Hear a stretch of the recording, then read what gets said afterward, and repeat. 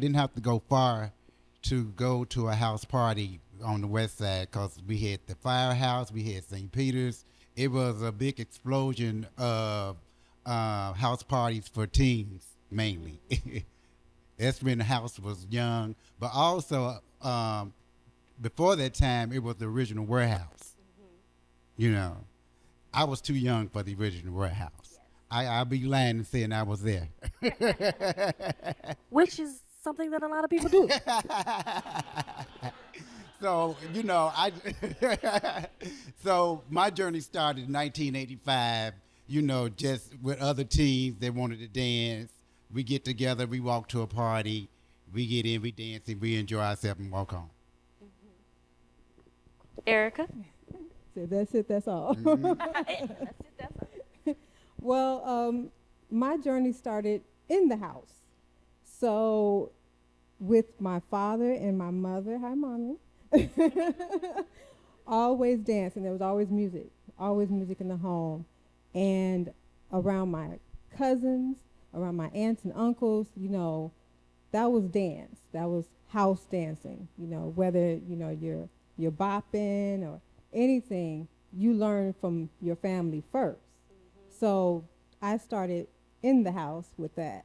I was a late bloomer to the house scene. So I was mainly into hip hop, West Coast rap.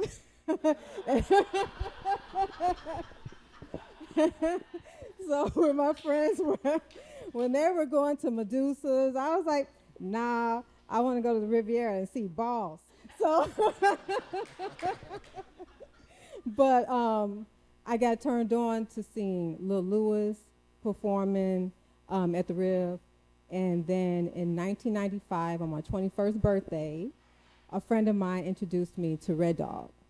And that's when I started falling in love with house music.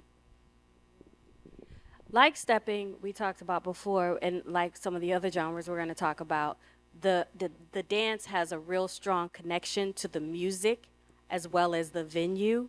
Like there are iconic stepping venues and there are iconic house venues.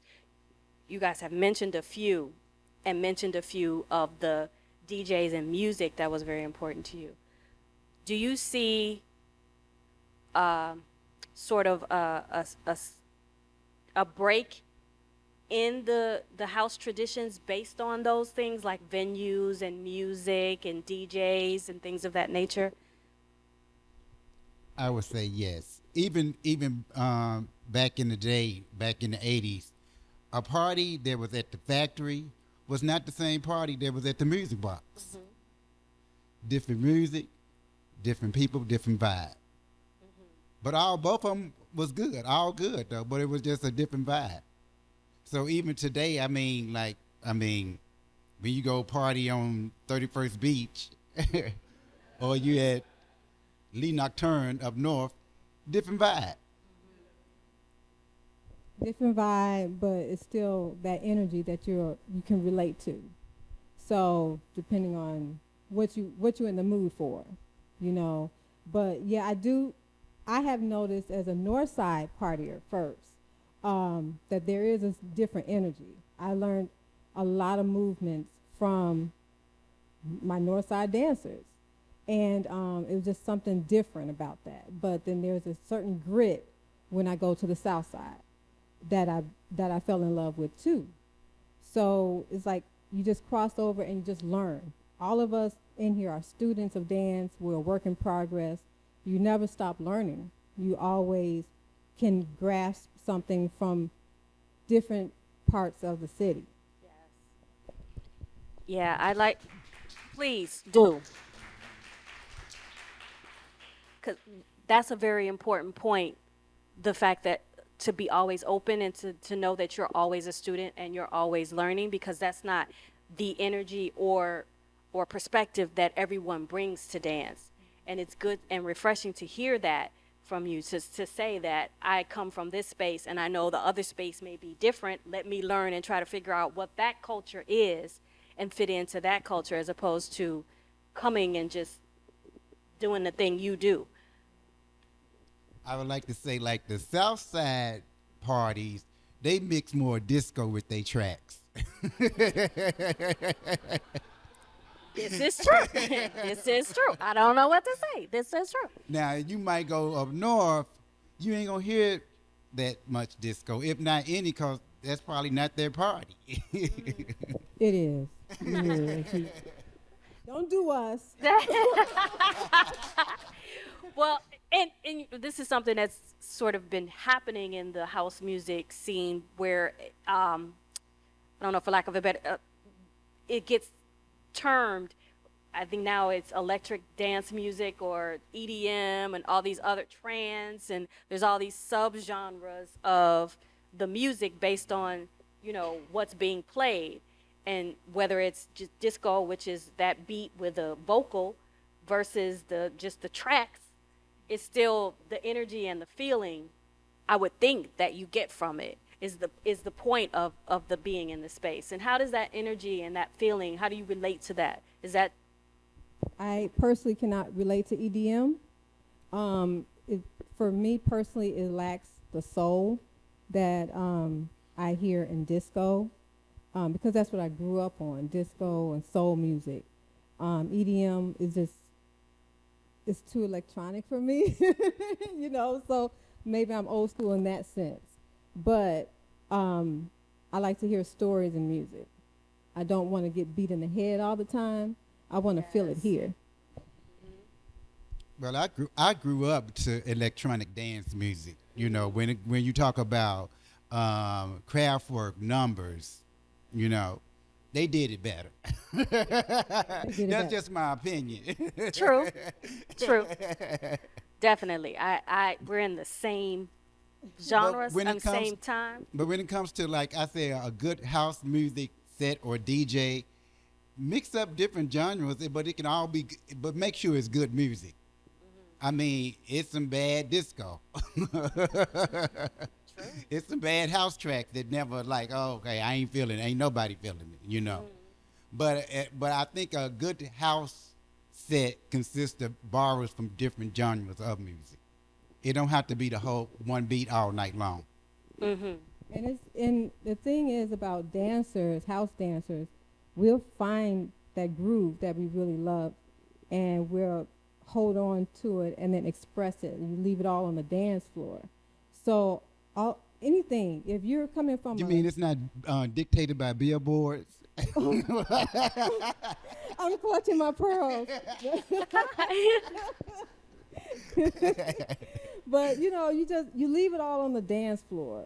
You want to express yourself, whether you're coming from a hip hop background, Latin dance, whatever. You just do it. And house, when you're at a house party, is a judgment-free zone.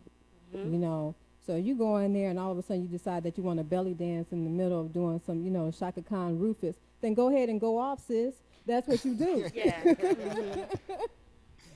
So it's all about just self-expression.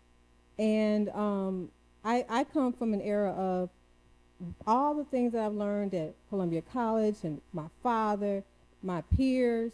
I put all of that on the dance floor. If I'm inspired by Louis Lazou to do the hustle, then that's what I'm going to do. If I'm inspired by the Footwork Kings, then I'm going to do my rendition of Footwork, Or if I'm, inspired by Jarvis Mason spinning, or Cat Britain with the high kicks, then I'm just going to do all of that. And then I bring it back to my ancestors, Pearl Primus, Josephine Baker, Alvin Ailey, all of them. I'm going to do that and lay it on the floor. Yes. I do believe, as with most of our social dances, that self-expression is the root. And I know that house is one of the ways that uses a lot of that social expression, or allows for a lot of that social expression. So, in talking about the social expression and the root, how about you express yourself on the floor for me? Okay.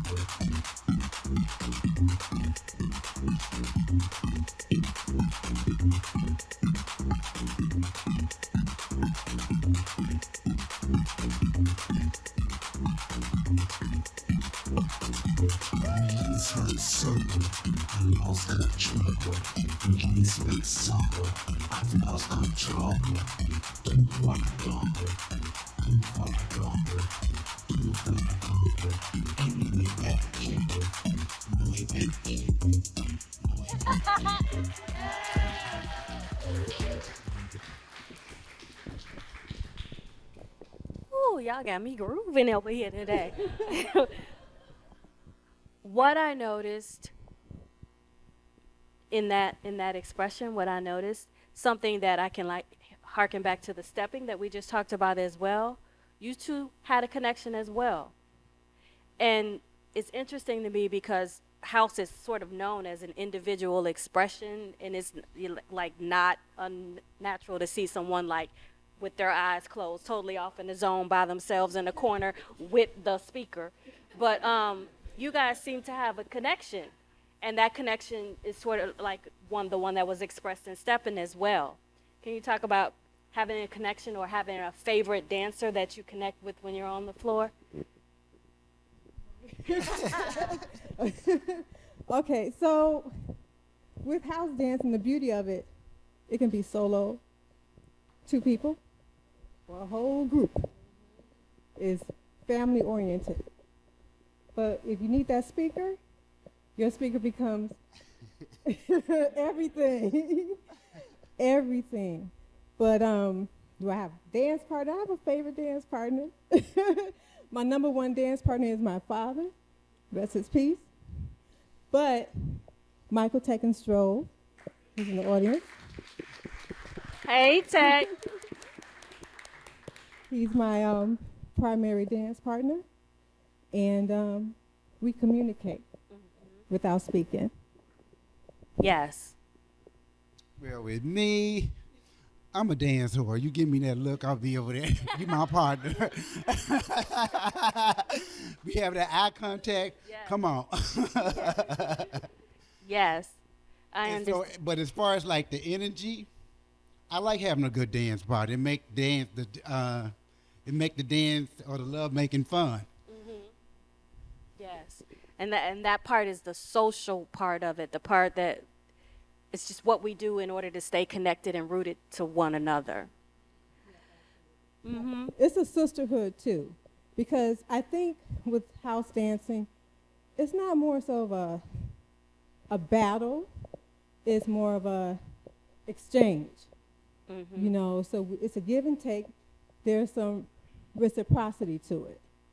So if I'm dancing and a sister come around, I don't know her, I don't know your life, but for some reason we have a connection, then we're just going to go with it. And I think that's really important in the house scene, that whether I'm coming up almost 50, but if there's a young lady who is 21, fresh out, and she just want to be a part, it's our responsibility to bring her in, because she's the next generation.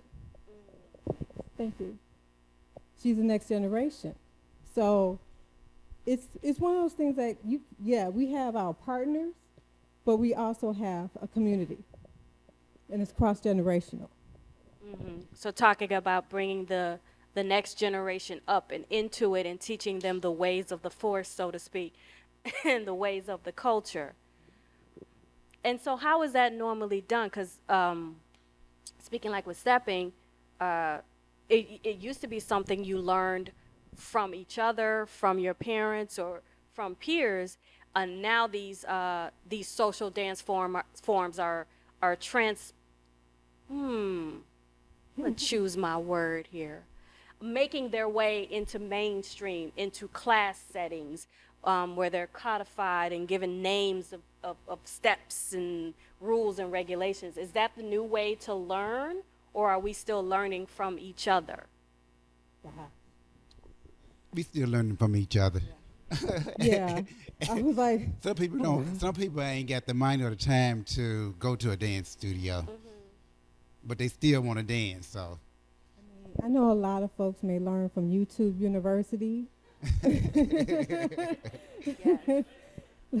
Let me go ahead and learn the roller skate real quick. You know, whatever it is, but it's nothing like being in it.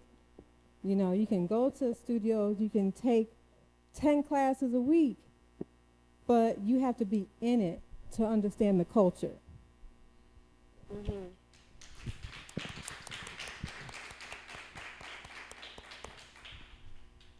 So, do you think that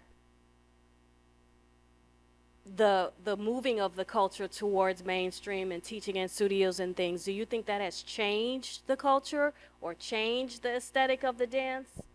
A little bit. I think there are some culture vultures, but you know, I was really excited.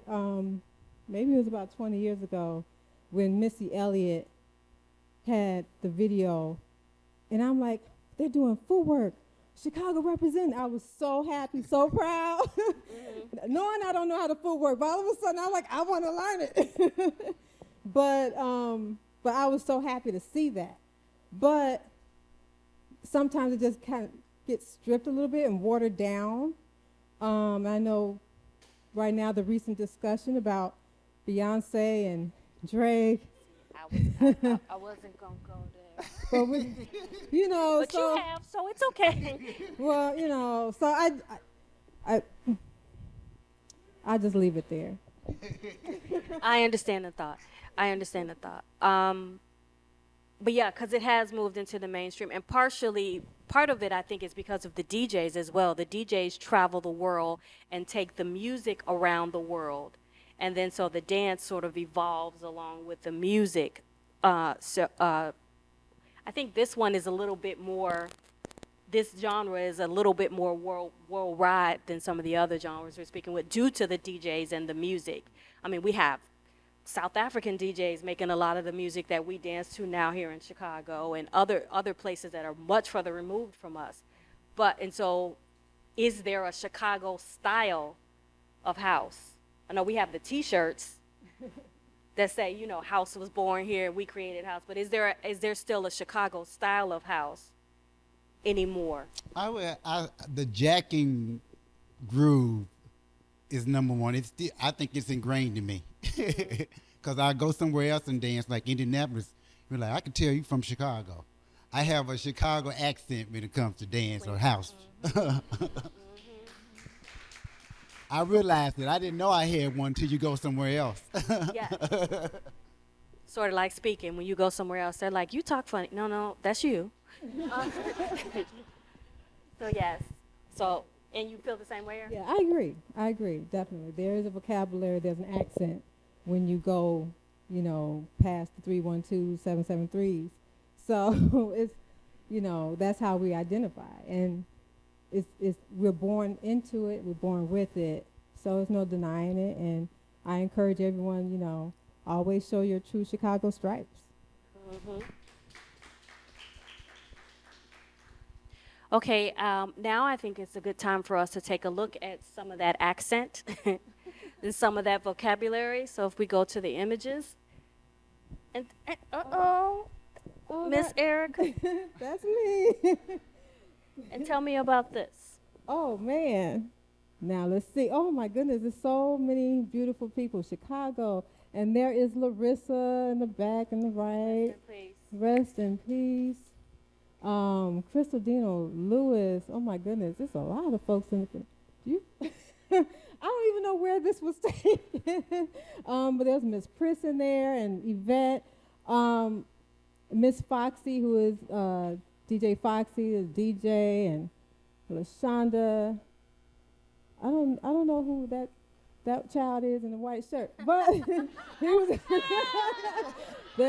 There's Kat, and there's Michelle, dead center. Michelle's always playing the background, but Michelle is a powerhouse on the dance floor. She is like, I always call her like the Jimi Hendrix of house dance because she's just explosive. She's explosive. She has a lot of energy. So, but these are the people who I will run into at any given place, and when I see their faces, all of them, I'm like, it's gonna be a good time. The party is certified. The party is certified. Okay, yeah. This the right place to be. Right. I'm where I need to be. Yep. And oh my. Okay, so there's me. This is about 20 years ago. David Risque. And there's two of my dancers from Creative Soul Entertainment. His video Save Me. And he wanted us to dance and do our thing, and there was a lot of that going on. And I think that was my first music video. And he's like, "Yeah, just do what you do at Red Dog." Okay, easy job.